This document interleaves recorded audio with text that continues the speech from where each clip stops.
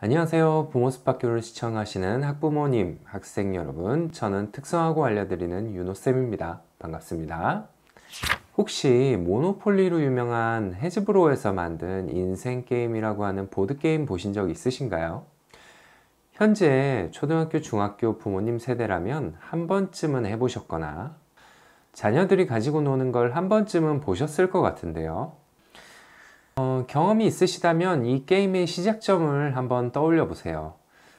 대학생활부터 시작, 직장생활부터 시작, 그리고 안전한 경로로 갈래, 위험한 경로로 갈래. 이 게임에서 직장생활이나 대학생활을 선택하게 되면요. 직장생활을 시작하면 4칸 만에 졸업을 하게 되고요. 대학생활을 하게 되면 11칸 만에 졸업을 하게 됩니다. 대학생활을 하게 되면 빚이 먼저 생기게 되죠. 대학 생활을 시작하게 되면 10만 달러 정도 되는 빚을 가지고 시작하는데 대신 직업 카드를 3장 고르고 그 중에 한 장을 뽑을 수 있고 학위 필수라고 적혀 있는 카드도 뽑을 수 있게 되죠. 대신 직장 생활을 하게 되면요. 여러 장 중에 딱 한 장만 뽑을 수 있게 되고요. 그리고 학위 필수라고 되어 있는 카드는 넘기고 학위 필수가 적혀 있지 않은 카드를 뽑아야 하죠. 학위 필수가 적혀 있는 직업들은 보통 10만 불까지의 직업들이 있었던 것 같고요. 학위 필수가 아닌 직업들은 5만 불 이하였던 걸로 기억합니다. 그리고 그 과정을 넘어가면 졸업식도 하게 되고요.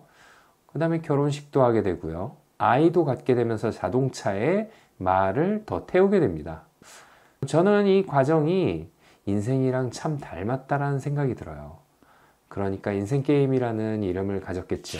저는 학생들이 고등학교를 마치고 진학과 취업이라는 경로를 선택하게 될 때요. 앞으로 27살에서 29살쯤 되었을 때 어떻게 될 것인가에 대해서 학생들과 많은 이야기를 나눠요. 그리고 학생들한테 비용을 계산해 보게 하거든요. 제가 특성화고에서 공업계열 학생들 가르치고 있으니까요. 졸업자들한테 물어보기도 하고 인터넷에 공개되어 있는 정보를 참고하기도 하고 진로별로 소득이 어느 정도 되나 계산을 해본 자료가 있어요. 매년 조금씩 업데이트를 하고 있는데 상담 때 주로 많이 활용하는 자료거든요. 그래서 이 자료를 보면서 이야기하도록 하겠습니다. 특성화고 졸업자 진로별 소득 비교 이렇게 만들었는데요. 이 자료 출처는 적혀 있는 것처럼 공시자료, 인사혁신처 호봉표, 이나라 지표, 설문조사, 그리고 채용 공고, 그리고 직장인들만 가입할 수 있는 블라인드 앱의 사용자의 의견, 댓글들을 많이 보고 작성한 자료예요. 저는 한 6가지 정도로 루트를 분류를 했는데요. 대학교 졸업자, 그리고 공무원, 공기업, 대기업, 중견기업, 중소기업 이런 식으로 분류를 했습니다. 졸업하고 나서 이 학생이 대학교를 졸업하는 시기까지 쭉 이어서 갔을 때 어떤 경로로 가는지를 먼저 살펴볼까 해요. 첫 번째로 대학 졸업자부터 보겠습니다. 저는 이 대학 졸업자를 국립을 할 수도 있고 기숙사 생활을 할 수도 있겠지만 어느 정도 비용이 많이 든다라고 가정을 하고서 만들었어요. 왜냐하면 저희 지역에 경기 남부 지역에는 국립대가 한경대에 하나 정도밖에 없죠. 그러다 보니까 대부분 사립대학이라고 가정을 하고 만들었어야 했고 학생들이 다른 지역으로 갈 수도 있다라는 가능성을 가지고 만들었습니다. 그래서 수업료, 학생회비, 자취연세, 식비, 교통비, 문화비, 도서구입비 등의 비용이 어느 정도 든다라는 것을 가정하고 만들었고요. 이것들을 계산해 보니까 약 연마다 2,300만 원 정도 들어갈 것이다 라고 계산을 하게 되었다는 거죠. 기본적으로 남성 기준에서 만들어진 자료인데 입영의 시기가 있기 때문이죠. 이등병 64만원, 일병 80만원, 상병 100만원, 병장 125만원 2024년 기준으로 반영했을 때 이등병 2개월, 일병 6개월, 상병 6개월, 병장 4개월 이렇게 더해서 만들었습니다. 그렇게 계산을 해봤을 때 약 1년에 1,700만원 정도를 모을 수가 있겠더라고요. 물론 군 생활하면서 비용을 다 모으지는 못합니다.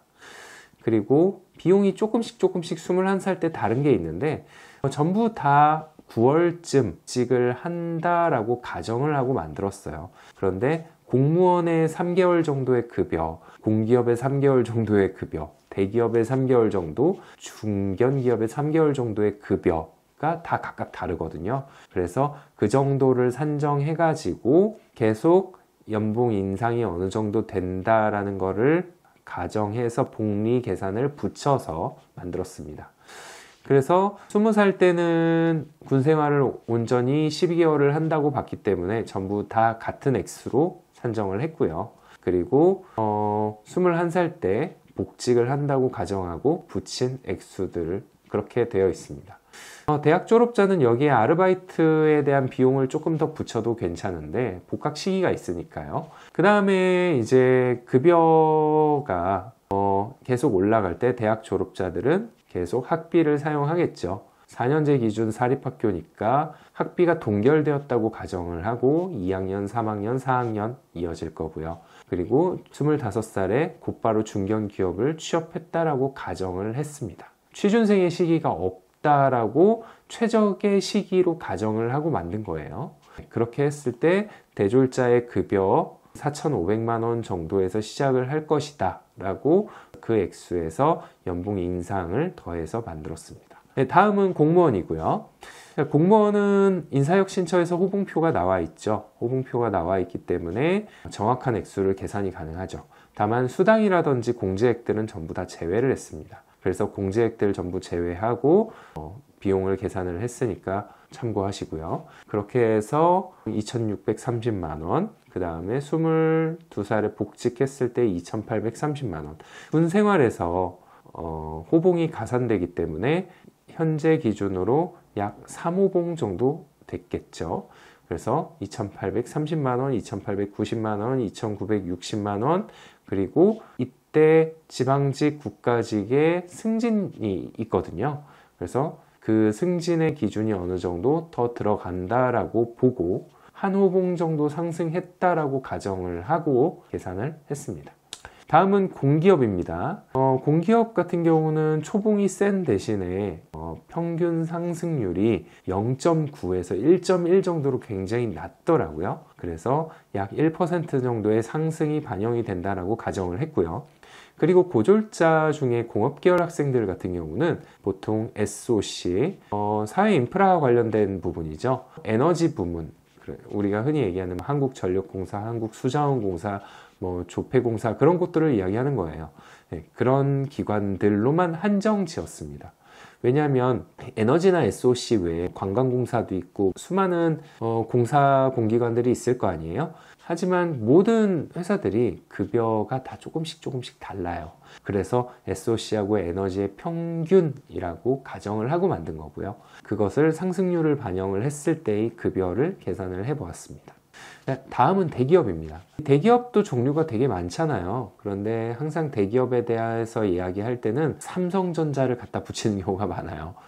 저희 졸업생 중에 삼성전자를 들어간 학생들이 있고요. 그리고 또 물어봤어요. 어느 정도 급여가 되나 정확하게 들을 수는 없었지만 대략적으로 이 정도 될 것 같다라고 들은 것도 있고요. 사실 그것보다도 인터넷에 떠돌고 있는 삼성전자 고졸직이 연봉이 어느 정도 된다라고 인터넷에 돌고 있는 자료가 있어요. 그 자료를 더 바탕으로 하려고 노력했습니다.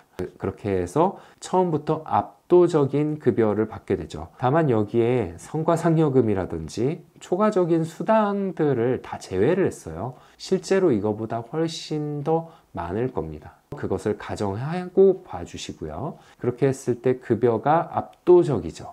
다음은 중견기업입니다. 중견기업 같은 경우는 산업부에서 중견기업 기본 통계라고 해가지고 매년 어느 정도 액수가 된다라고 공개를 하는 자료가 있어요. 그거를 기준으로 해서 연봉 인상률을 잡코리아에서 통계를 내놓은 자료가 있더라고요. 그 통계 자료의 인상률을 반영을 해서 계산을 했습니다. 마지막으로 중소기업인데요. 여기도 이제 사람이 내에서 설문조사 결과로 평균 연봉을 계산을 했고요. 연봉 인상률을 잡았습니다. 최소시급으로 계산을 할까 하다가도 그래도 평균 연봉으로 보는 게 좋겠다라고 해서 저렇게 잡았고요. 최소시급으로 잡아도 사실 크게 차이는 나지 않습니다. 실제로 저희 학급에서 취업을 한 학생들이 여기에 적혀 있는 급여보다 더 많은 급여를 수령하고 있어요. 그래서 오히려 더 적게 보수적으로 쓰여졌다라고 보시면 좋을 것 같고요. 다만 이 중소기업에서 조금 다른 점은 산업기능요원이라는 것을 2년 10개월 정도 복무를 한다라고 수행했을 때의 기준을 담았어요. 왜 2년 10개월을 기준으로 잡았냐? 산업기능요원이 현역과 보충역의 기간이 서로 다르거든요. 현역 같은 경우는 보통 2년 10개월, 그리고 보충역 같은 경우는 2년 4개월 정도 잡히는 걸로 알고 있어요. 그래서 2년 10개월을 잡았고요. 그리고 이 시기가 지나가면 대학을 갈 수 있겠죠. 재직자의 기준이 3년이기 때문에 재직자 특별 전형을 쓸 수 있게 됩니다. 이 자료에서는 대학을 간다라는 자료를 쓰지 않았지만 위에서 대학 졸업자가 어느 정도 비용을 썼는지가 이미 계산이 되어 있잖아요. 그래서 여기서부터 대학을 가겠다라고 하면 위에서 사용한 비용을 여기서 소비한다고 봐주시면 되는 거예요. 그렇게 했을 때 급여가 연봉 인상률 4.8% 정도를 더해서 조금씩 상승되게 됩니다. 저는 여기서 각종 공제액들을 다 제외했습니다. 4대 보험, 국민연금 4.5%, 고용보험 0.8%, 건강보험 7.09%, 소득세, 지방소득세 10%, 그리고 상조회비, 식대비, 정근수당, 연금, 직책수당, 시간외 근로수당, 육아근로수당, 각종 수당들 직장마다 다 상이하고 급여마다 다 다르거든요. 과세표준구간별로 다 다릅니다. 소득세는. 그래서 전부 다 포함하지 않았습니다. 다만 기본공제는 14% 정도 빼야 맞고요. 어디까지나 추론이기 때문에 저는 임금 동결이라든지 사회적 경제 위기 등의 여러 가지 상황들을 하나도 고려하지 않았습니다. 그래서 만약에 정확하게 좀 계산을 하고 싶다라고 하면 저 급여에서 약 14% 정도를 빼고 보시면 맞을 것 같네요. 이렇게 해서 계산을 해보았을 때 숫자들을 종합해서 보면요. 좀 놀랍죠? 대기업이야 원체 많으니까 다만 퇴직의 시기도 빨리 다가오는 거 알고 계시죠? 그런데 의외죠. 중소기업의 급여 수준이 생각보다 엄청 높아요. 중견기업과 거의 비슷하고요. 공기업보다 더 많기도 하고요. 그리고 공무원보다는 월등히 많습니다. 하지만 액수로 치면 크게 차이 나진 않을 거예요. 저 액수가 있고 없고에 따라서 인생이 크게 급변한다라고 할 만한 액수는 아닌 거거든요. 다만 이제 조금의 시기의 차이는 있을 수 있겠죠. 결혼의 시기가 좀 달라질 수 있겠고요. 그리고 자녀를 키우는 시기도 좀 달라질 수도 있겠죠. 그렇게 쳤을 때 어떤 경로로 가는 게 최선의 경로일까? 라고 했을 때 대학도 물론 답일 수도 있겠지만 취업을 한다고 해서 꼭 나쁘게 볼 필요가 있겠는가? 라고 말할 수도 있다라는 거죠. 이렇게 자료를 살펴봤고요. 그래서 오늘 정리하자면 사실 이 자료를 만들고 계산을 해보고 좀 놀란 게 있어요. 흔히 특성화고에서 지내다 보면 학생들이 공무원을 준비한다고 하면 친구들이 박봉이라고 놀리기도 하고요. 중소기업에 들어갔다고 하면 이전 영상에서 말씀드렸던 것처럼 학생들이 학교에서의 경쟁에 패배했다는 생각에 무력감을 느끼기도 한단 말이에요.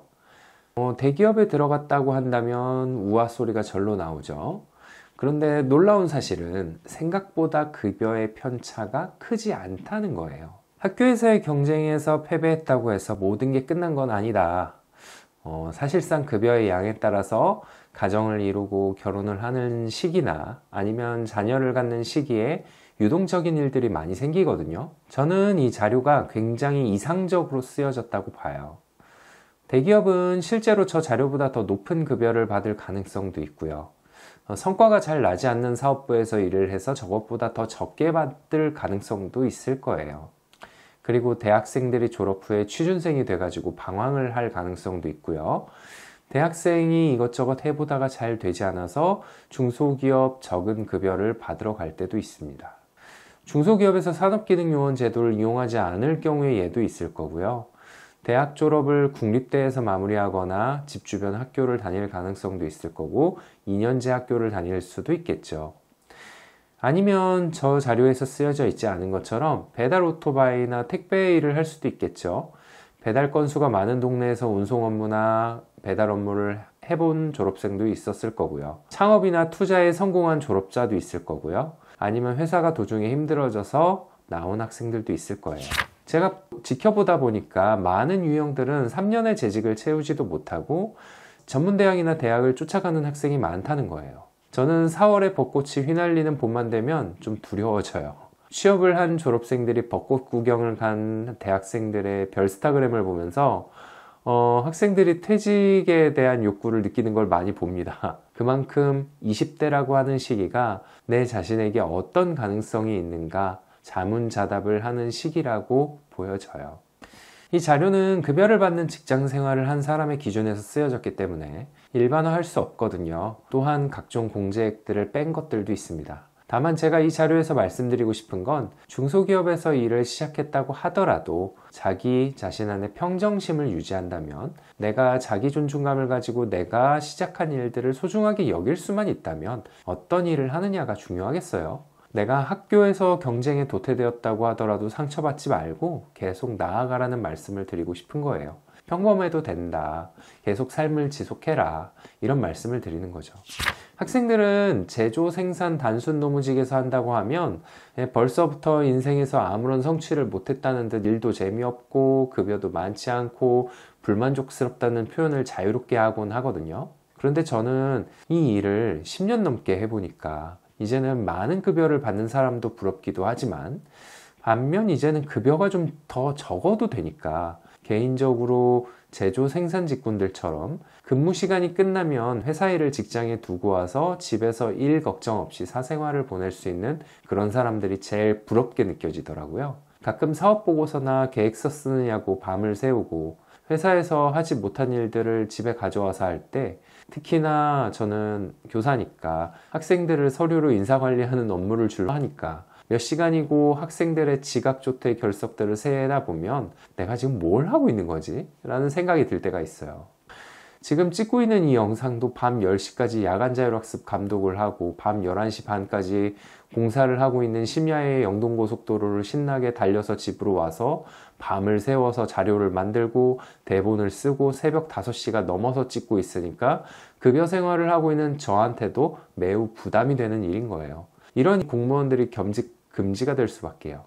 사회적으로 충분한 성취를 이뤘다고 생각하는 저 같은 사람도 진로에 대한 고민은 늘 있는 법입니다. 봄에는 사업 계획서 때문에, 여름에는 고3 입시, 현장 실습, 취업 관련된 업무들이, 가을에는 홍보에 대한 업무가, 그리고 겨울이 되니 각종 점검 준비에 시달려서 더 많은 이야기를 담지 못해서 아쉽더라고요. 그래서 특성화고의 4부작 마무리를 이렇게 보여드리게 됐습니다. 더 많은 이야기를 담고 싶었는데 많이 힘드네요. 나중에 기회가 허락한다면 부모숲학교에서 직업계학교 시리즈물을 이어나갈 수 있으면 좋겠네요. 시청해주셔서 감사하고요. 지금까지 부모숲학교의 윤호쌤이었습니다. 많은 도움이 되셨길 바라고요. 궁금한 이야기는 댓글로 달아주시면 제가 답변할 수 있는 내용에 대해서는 답변 드릴게요. 시청해주셔서 감사합니다. 감사합니다.